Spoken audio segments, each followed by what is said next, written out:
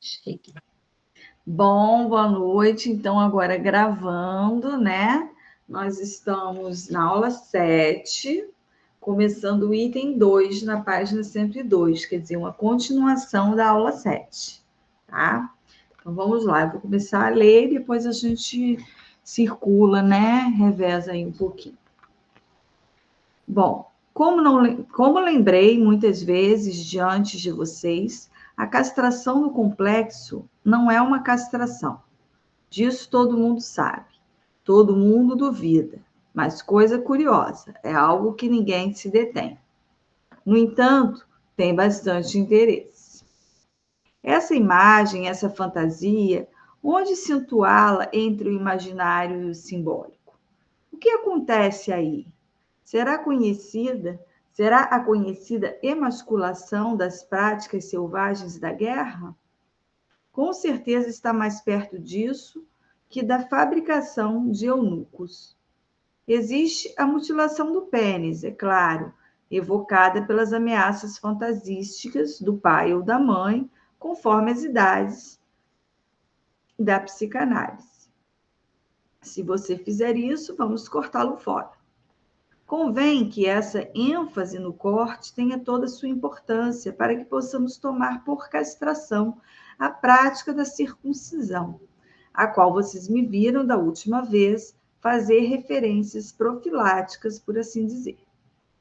A incidência psíquica da circuncisão está longe de ser duvidosa. Não sou o único a tê-lo notado. Um dos últimos trabalhos dedicados a esse assunto, o artigo certamente notável de Nunberg sobre a circuncisão em suas relações com a bissexualidade, está aí para nos lembrar o que numerosos autores haviam introduzido antes dele, que a circuncisão tanto tem por objetivo reforçar, isolando o termo masculinidade no homem, quanto provocar os chamados efeitos do complexo de castração, pelo menos em sua incidência angustiante. É justamente esse denominador comum do corte que permite levar para o campo da castração a operação que circuncida, a Beschneidung, do prepúcio, o harel, para dizê-lo em hebraico. Não haverá nesse termo corte razão para darmos um passo a mais no que concerne a função. Não, desculpe. Não haverá nesse termo corte razão para darmos um passo a mais no que concerne a função da angústia da castração? Vou cortá-lo fora, diz a mamãe, que qualificamos de castradora. Sim, e depois, onde ficará ele? O Vive Maker, né? O Xixi Maker, o Faz Xixi, do Hans, né? O Vive Maker, como diz o pequeno Hans. Pois bem, admitir que se cumpra essa ameaça desde sempre, presentificada em nossa experiência, ele ficará no campo operatório do objeto comum, intercambiável, ficará ali, nas mãos da mãe, quando o tiver cortado. E é justamente isso que haverá estranho na situação.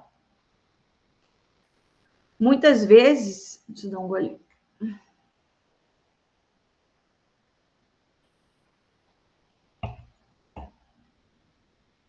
Muitas vezes sucede a nossos sujeitos terem sonhos em que ficam com esses objetos na mão, seja porque uma gangrena o arrancou, seja porque no sonho uma parceria teve o cuidado de praticar a operação cortante, seja que por um acidente qualquer. Esses sonhos, com nuances diversas de estranheza e angústia, têm um caráter especialmente inquietante.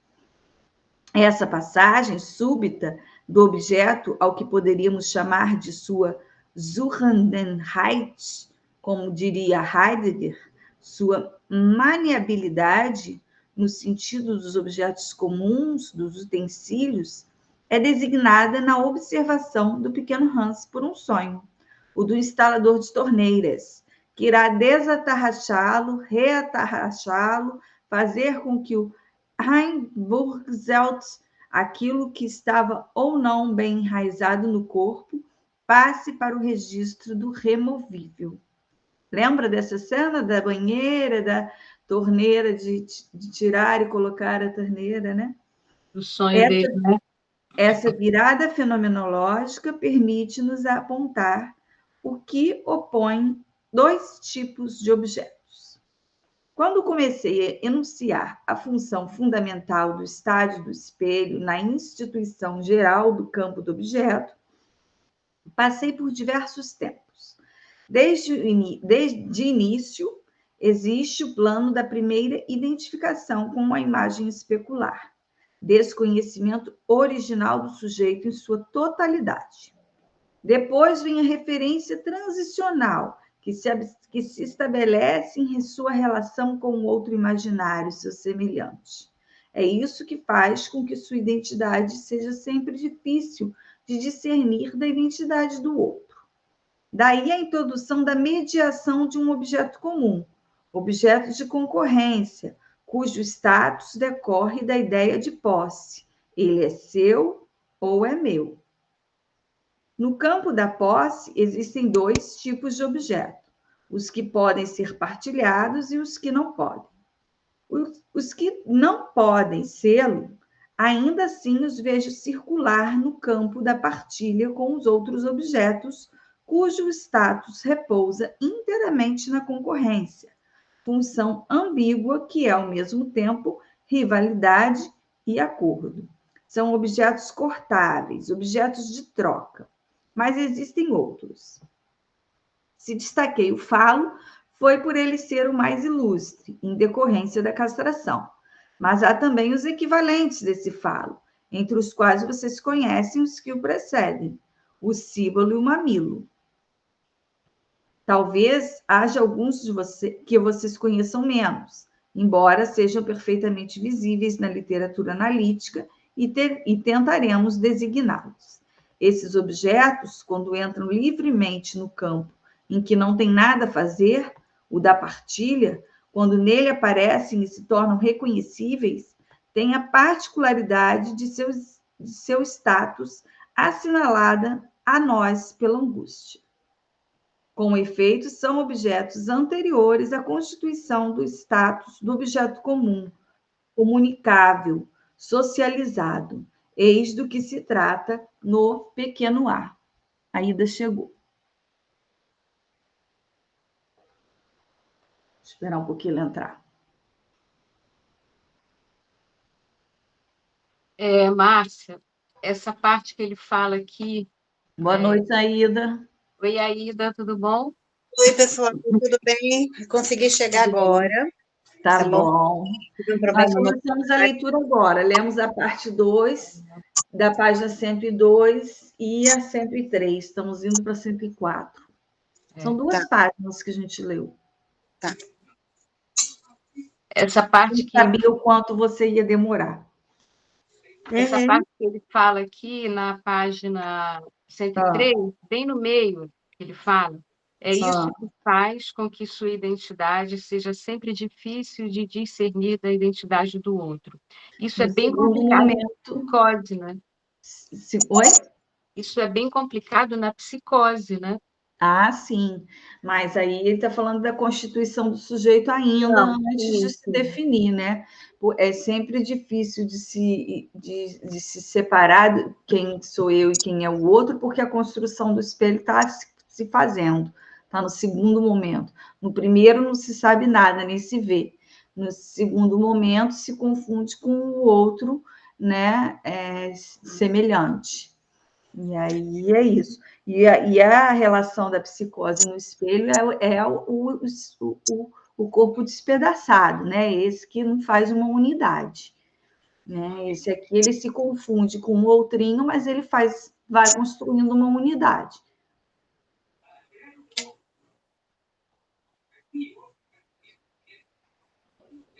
Bom, então, página 104. Nomearemos esses objetos e faremos seu catálogo, talvez exaustivo, esperamos. Já nomeei 3 deles, agora faltam apenas 2. O todo corresponde às 5 formas de perda, de Verlust, que Freud aponta em inibição, sintoma e angústia, como sendo os principais momentos de aparecimento do sinal. Antes de ir adiante, quero retomar outra ramificação de trilhos em torno da qual vocês me viram fazer uma escolha há pouco, para tecer uma observação cujos pontos secundários terão para vocês aspectos esclarecedores. Já apontei uma carência na pesquisa analítica ao dizer que não tínhamos avançado um único passo na questão fisiológica da sexualidade feminina. Podemos acusar-nos da mesma falha no que concerne à impotência masculina.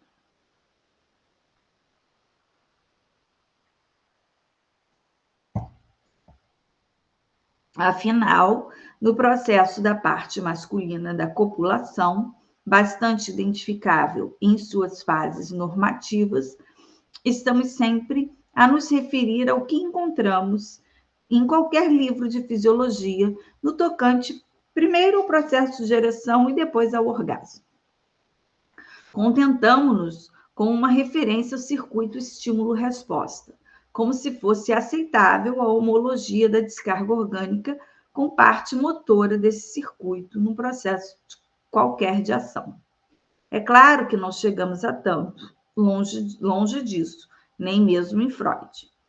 Por ele foi levantado o problema de saber por que no prazer sexual o trajeto não é o mais curto, como em outras situações, para retornar ao nível do mínimo de excitação. Mas há antes um Vorlust, um prazer preliminar, como se costuma traduzir, que consiste justamente em elevar ao mais alto possível esse nível mínimo. E por que há uma intervenção do orgânico a partir do momento? Qual? Em que se interrompe a elevação do nível, normalmente ligada ao jogo preparatório. Teremos, de algum modo, fornecido um esquema do que intervém aí. Se quisermos dar uma representação fisiológica disso, teremos nós distinguido, isolado, designado o mecanismo do circuito de inervação, diria Freud, alemão, diria Freud, que é o suporte do acionamento da descarga? Devemos considerá-la distinto do que funcionava antes, uma vez o que funcionava antes era justamente esse processo Devemos considerá-lo distinto do que funcionava antes, uma vez que o que funcionava antes era justamente que esse processo não ia em direção à descarga. Era um exercício da função do prazer que tendia a se confinar em seu próprio limite, ou seja, a se deter antes da chegada a um certo nível de elevação do estímulo antes do surgimento da dor. Nossa, está complexo aqui, né? Então, de onde vem o feedback? Ninguém pensa em nolodizer.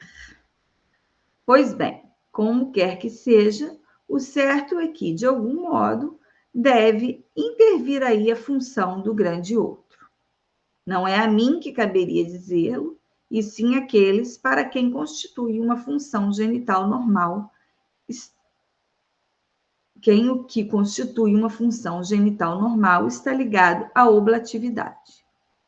A propósito disso, aliás, continuo esperando que eles nos contem de que modo intervém a função do dom como tal, hic et nunc, no momento em que transamos. Vocês sabem que é nas perturbações da vida amorosa que jaz uma parte importante da experiência analítica e que uma parte importante de nossas especulações concerne ao que chamamos de escolha do objeto amoroso. Nesse campo, a referência ao objeto primordial, a mãe, é tida como essencial e sua incidência como tendo o caráter de um crivo. Daí resultará para alguns que eles só poderão funcionar em matéria de orgasmo com determinados procedimentos, ao passo que para outros será com parceiros escolhidos num outro registro. A relação com a prostituta, sabemos por nossas análises, enraiza-se quase diretamente na referência à mãe, enquanto, em outros casos, as degradações da Liebesleben estão ligadas a uma escolha oposta à relação materna, que incide sobre a mulher na medida em que ela se torna suporte equivalente do objeto fálico. Pois bem, como se produz tudo isso? O esquema que reproduzi no quadro uma vez permite-nos dar uma resposta. Agora ele vai botar a relação sexual, né, no esquema do espelho. A escolha de objeto. Tá aí o esquema do espelho, né? A atração que envolve o objeto com o glamour, o brilho desejável, a cor, é assim que se designa a sexualidade em chinês.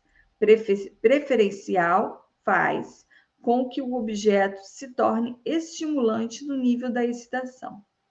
Essa cor preferencial situa-se do lado da I de linha A, no mesmo nível de sinal, que também pode ser o da angústia. Como? Pela ramificação do investimento erógeno original que existe aqui no pequeno A, simultaneamente presente e oculta. Ou então, o que funciona como elemento de triagem na escolha do objeto amoroso, produz-se aqui, no eu, no A, do outro lado do espelho, no nível do enquadramento do objeto por uma Einschränkung, uma restrição diretamente referida por Freud a um mecanismo do eu, uma limitação do campo do interesse libidinal que exclui um certo tipo de objeto, precisamente em função de sua relação com a mãe. Esses dois mecanismos estão nas duas pontas dessa cadeia que começa na inibição e acaba na angústia, cuja linha diagonal marquei no quadro e lhes dei no início desse ano, no esquema, né, do inibição, sintoma e angústia, né? Que a inibição e a angústia estão em diagonal, então.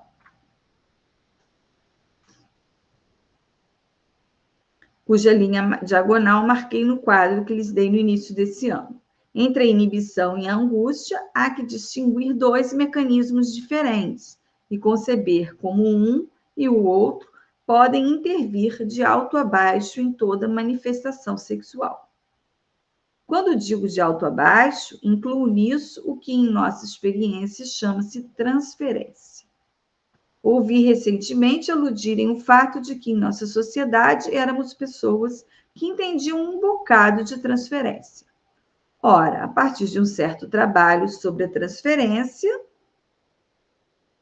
tem um asterisco aqui, trata-se de Le Problème du Transfert, de Daniel Lagache, publicado na Revista Francesa de Psicanálise, em 1952.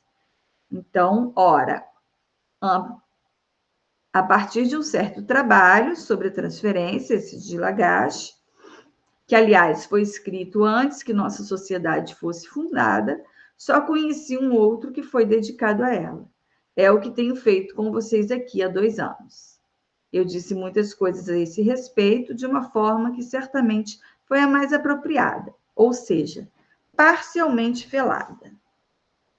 É certo que o trabalho, por sua vez, tinha-lhes trazido uma distinção tão genial quanto a da oposição entre necessidade de repetição e repetição da necessidade, o que prova que o recurso ao jogo de palavras para designar as coisas, aliás, não sem interesse, não é unicamente privilégio meu. Um privilégio meu. Creio que a referência à transferência, ao limitá-la unicamente aos efeitos de produção de reprodução e repetição, é estreita demais e mereceria ser ampliada. De tanto insistir no elemento histórico da repetição do vivido, corre-se o risco de deixar de lado toda uma dimensão não menos importante, a dimensão sincrônica, aquela precisamente do que está incluído, latente, na posição do analista e através da qual reside, no espaço que a determina, a função do objeto parcial. Foi isso que, ao lhes falar da transferência, se vocês estão lembrados, designei pela metáfora bastante clara, parece-me, da mão que se estende para o pedaço de lenha. No momento em que vai alcançá-lo, a lenha se inflama, e na chama aparece outra mão, que se estende para a primeira. Foi o que designei igualmente ao estudar o banquete de Platão, pela chamada função do agalma, no discurso de Alcebiades. Creio que a insuficiência da referência à dimensão sincrônica da função do objeto parcial na relação analítica de transferência explica a negligência acerca de um domínio que não me surpreende que seja deixado na sombra, a saber, o campo do que podemos chamar de resultado pós-analítico, no qual se distribui um certo número de claudicações da função sexual.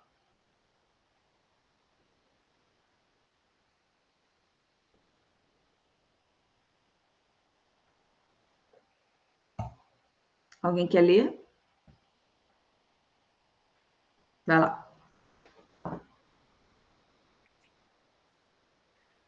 A função da análise, como espaço do objeto parcial, é precisamente aquilo diante de que Freud nos deteve em seu artigo sobre análise terminável e interminável. Se partimos da ideia de que o limite de Freud, que encontramos através de todas as suas observações, prende-se à não à percepção do que havia propriamente por analisar a relação sincrônica do analisando com o analista acerca da função do objeto parcial, veremos que ele é a própria mola do fracasso de sua intervenção com Dora, bem como com a moça do caso de homossexualidade feminina. E é por essa razão que Freud nos aponta na angústia de castração aquilo que chama de limite da análise. É que ele permanecia, para seu analisando, como o lugar desse objeto parcial. Freud nos diz que a análise deixa o homem e a mulher sedentos, um no campo do complexo de castração, a outra no penisneite. Mas esse não é um limite absoluto.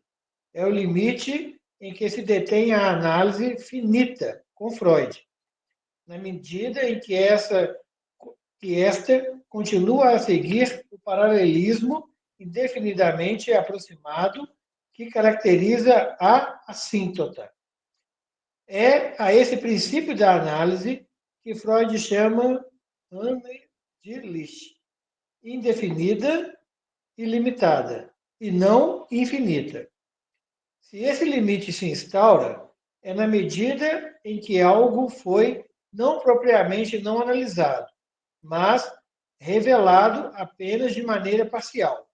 E posso, ao menos, levantar a questão de saber como isso é analisável.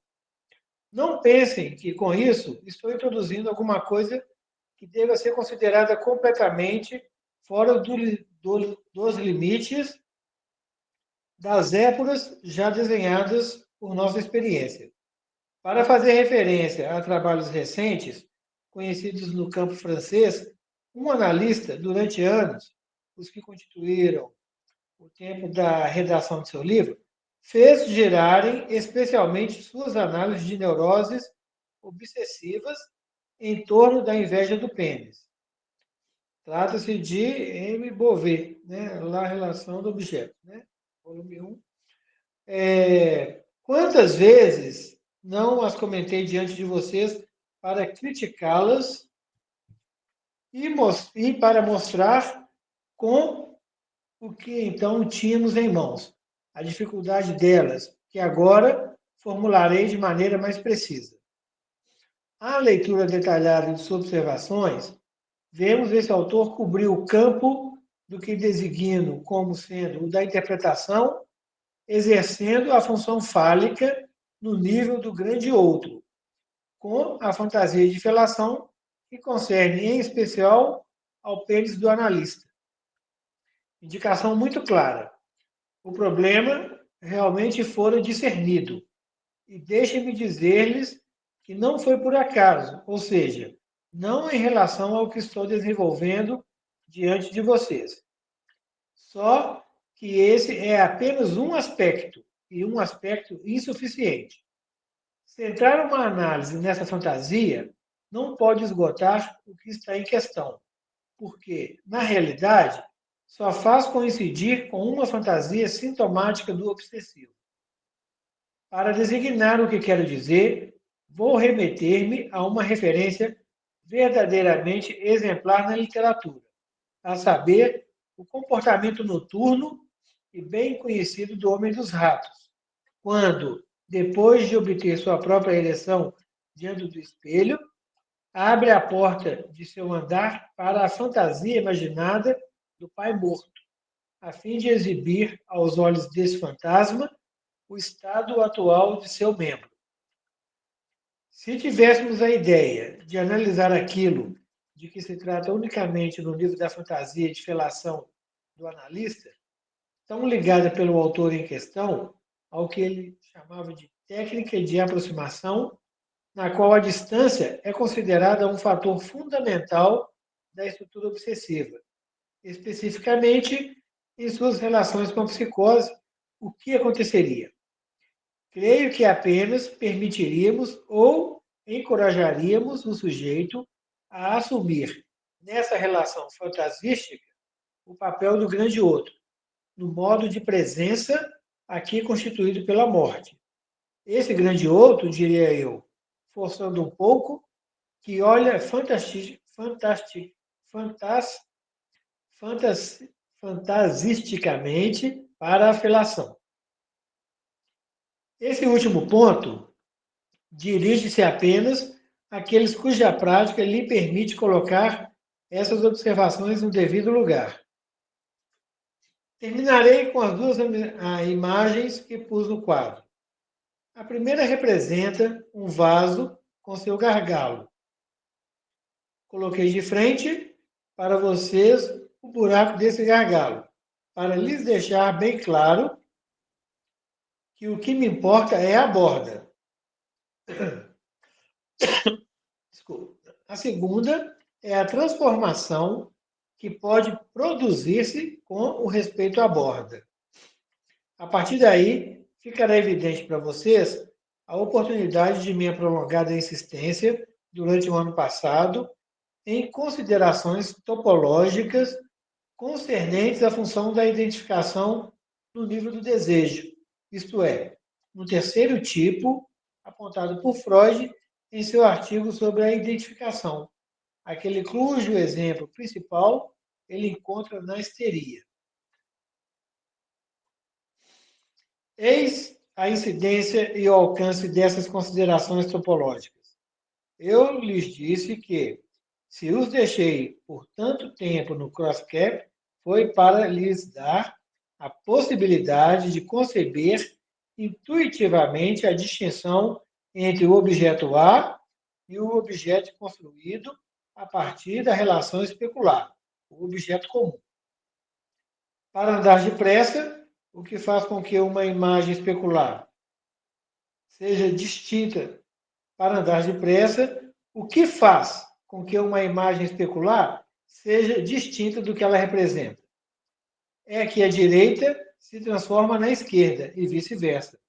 Confiemos na ideia de que, comumente, somos recompensados por nos fiarmos nos ditos de Freud, mesmo os mais aforísticos. O eu, o A, é uma superfície, mas, diz ele, é a projeção de uma superfície. Portanto, é em termos topológicos de pura superfície que o problema deve ser colocado. Em relação à imagem, que ela duplica, a imagem especular é exatamente a passagem da luva direita para a luva esquerda, o que podemos obter numa superfície simples ao virar a luva pelo avesso. Vocês estão lembrados que não é de hoje que lhes falo da luva nem do capuz. O sonho que comentei com vocês recentemente, no caso de Ella Sharp, gira quase todo em torno desse modelo. Façam agora uma experiência com o que lhe ensinei a conhecer da banda de Moebius. Pegando essa faixa e depois de abri-la, religando-a a ela mesma, fazendo-a dar uma meia volta durante esse percurso. Vocês obterão com muita facilidade... Ele está descrevendo, a imagem está na página seguinte.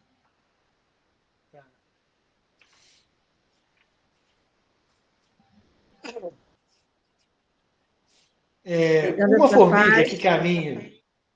Hã? Pegando essa faixa e depois de abri-la... tá. Pegando essa faixa e depois de abri-la, religando-a a ela mesma, fazendo-a dar uma meia volta. Durante esse percurso, vocês obterão com muita facilidade uma banda de Moebius. Uma formiga que caminha por ela passa de uma das faces aparentes para a outra sem ter necessidade de passar pela borda. Em outras palavras, a banda de Moebius é uma superfície de uma única face. E uma superfície de uma única face não pode ser virada. Se vocês a virarem sobre si mesma, ela será sempre idêntica a si mesma. É a isso que chamo não ter a imagem especular.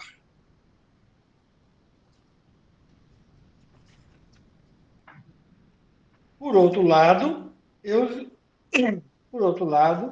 eu lhes disse que no Crosscap, quando vocês isolam uma parte dele por uma seção, um corte, que não tem outra condição senão ligar a si mesmo, depois de haver incluído o ponto vazado da superfície, resta uma banda de Moebius. A parte residual, ei-la aqui. Construía para vocês e a faço circular. Ela tem um pequeno interesse, porque, deixe-me dizer-lhes, isto é o pequeno a. Entrego a vocês como uma hóstia, porque em seguida vocês se servirão dele. O pequeno a se faz assim. Faz-se assim quando se produz o corte, seja ele qual for, que o do cordão umbilical, quer o da circuncisão e mais alguns outros que teremos que designar. Depois do corte, resta algo comparável à banda de Moebius, que não tem imagem especular. Agora, vejam bem o que lhes quero dizer ao retomar o vaso. Primeiro tempo, o vaso tem sua imagem especular, que é o eu ideal, constitutivo de todo o mundo do objeto comum. Acrescentem pequeno a, sob a forma de um crosscap. Depois, separem nesse crosscap o pequeno objeto A que lhe pus nas mãos. Resta, adjunta a e, entre parênteses A, pequeno a, e de A, né, uma superfície que se une como a banda de Moebius. A partir desse momento, o vaso inteiro transforma-se numa banda de Moebius, já que uma formiga que passeia em seu exterior passa sem nenhuma dificuldade para o interior. A imagem especular torna-se a imagem estranha e invasiva do duplo.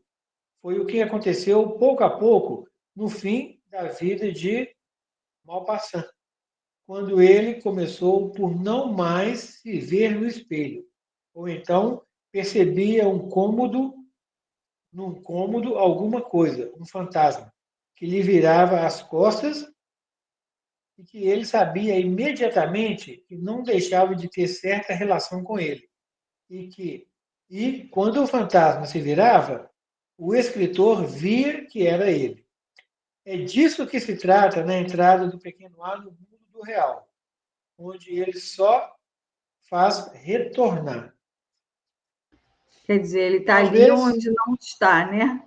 Igual o Maupassant, né? Quando ele se vira, não tem o objeto, né?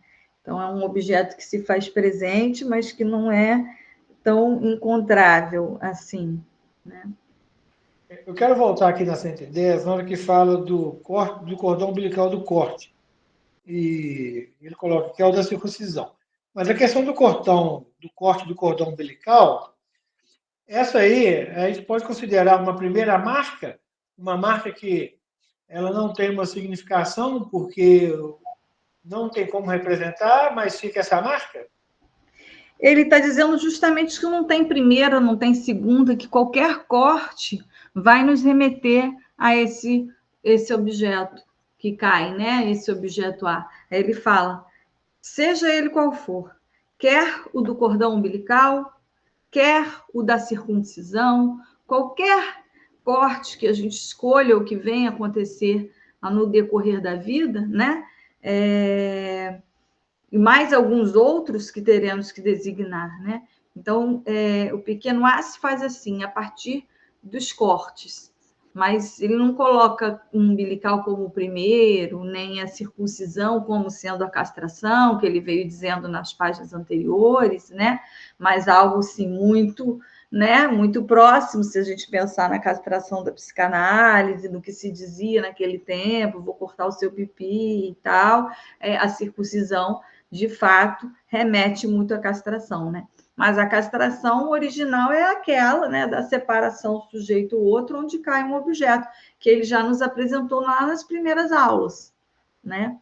Essa seria a grande castração, a castração original, essa separação do outro, essa constituição do sujeito. E ela vai se representar e se atualizar em diferentes cortes, em diferentes castrações, aonde esse objeto parece se presentificar.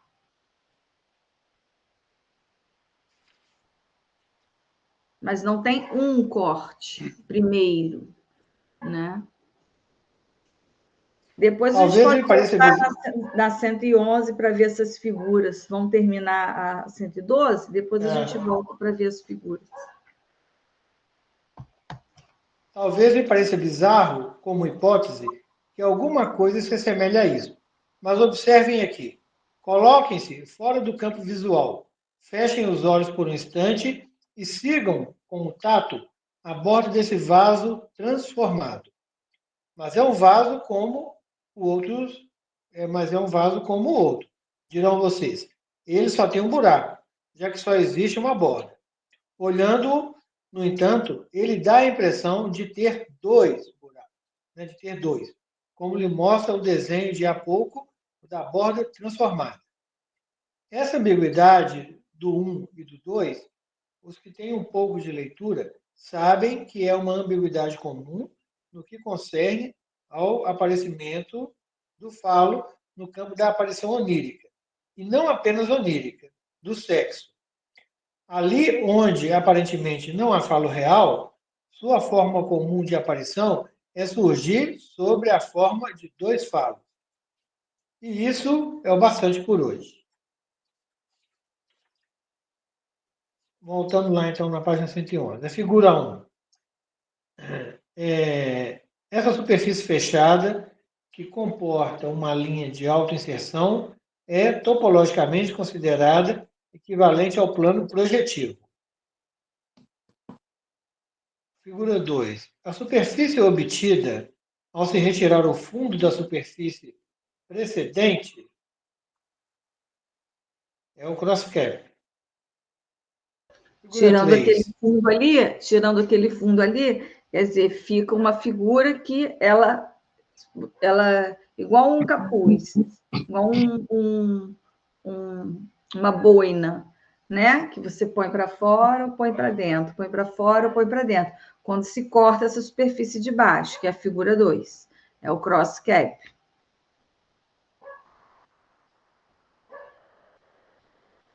Isso. Agora eu entendi aqui. Eu vi o que cortou.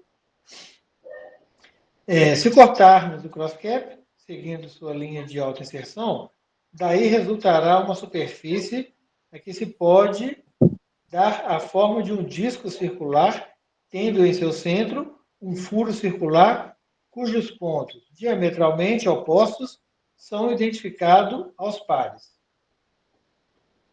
Figura 4. Essa superfície residual pode ser materializada sob a chamada forma de 8 interior. São as transformações do cross cap, só pegando a topologia mesmo, né?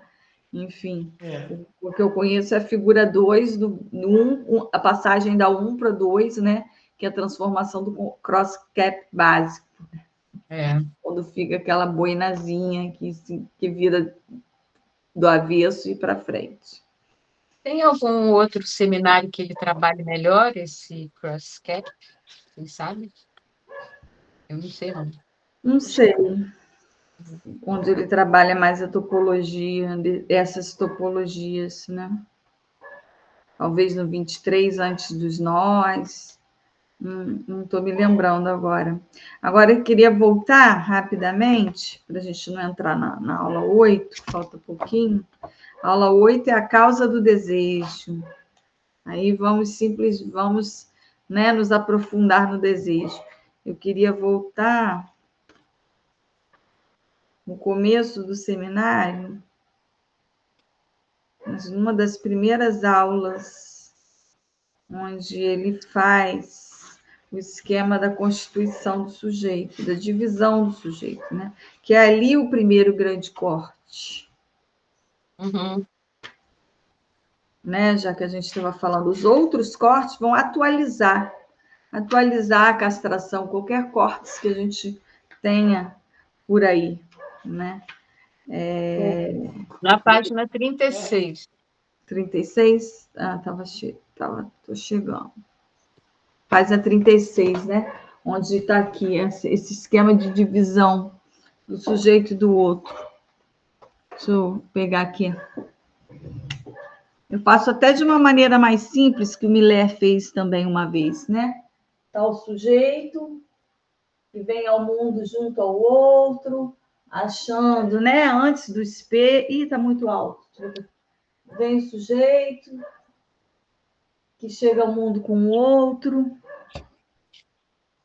achando, né? Que se formam um, né? Achando que formam um, que são completos, né? Que não são castrados, que não são furados, né? Até perceber, né? Que é o esquema também lá de Freud, né? Até perceber que, opa, não, esse aqui tem alguém, tem um nome do pai, que na verdade Lacan até pluraliza nomes do pai. São os desejos por aí, né? É o homem, é o marido, é a faculdade, e essa mãe, esse grande outro primordial, não necessariamente também é a mãe de carne e osso. Então, ele passa a ser barrado, passa a ser cortado, né? E o sujeito, então, naturalmente, também se vê castrado. E isso, né, ele vai se descobrindo também no espelho, a partir de quem é ele, quem é o outro, essa constituição toda, se dando uma divisão entre o sujeito e o outro, e que cai o resto, que é o objeto A.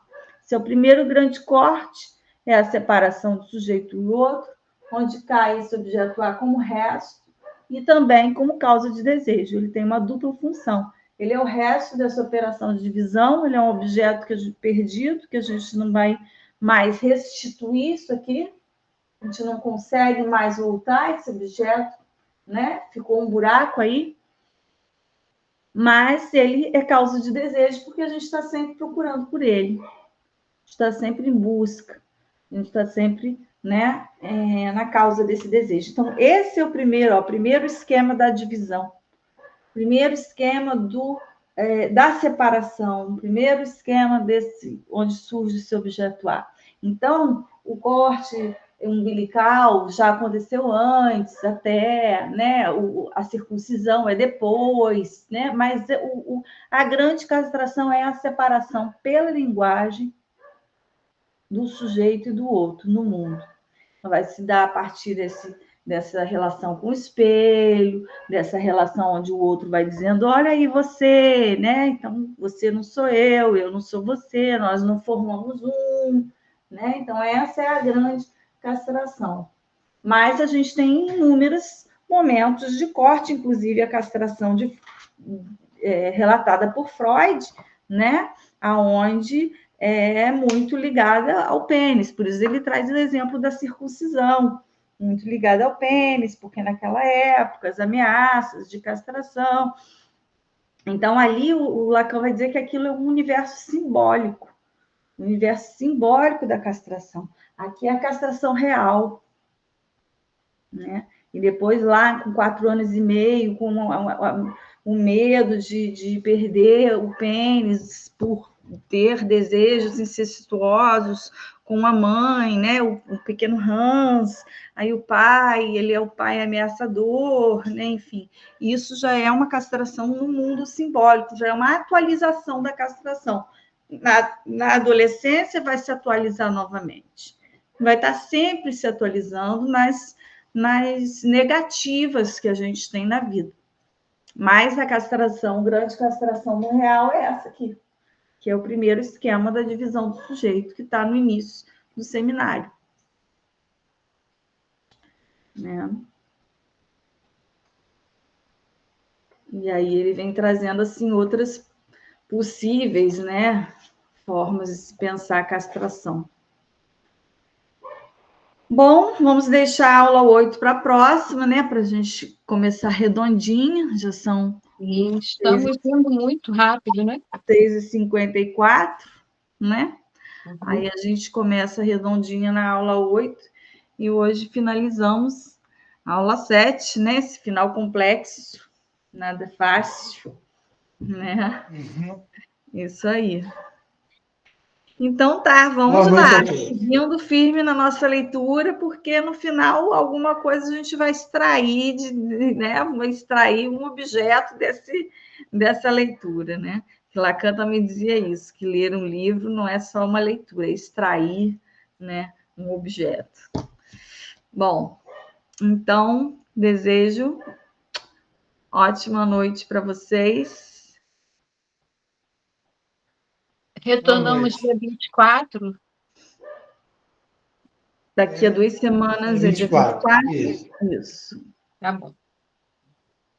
Boa Então, noite. até lá. Tchau, tchau. Beijo. Beijo.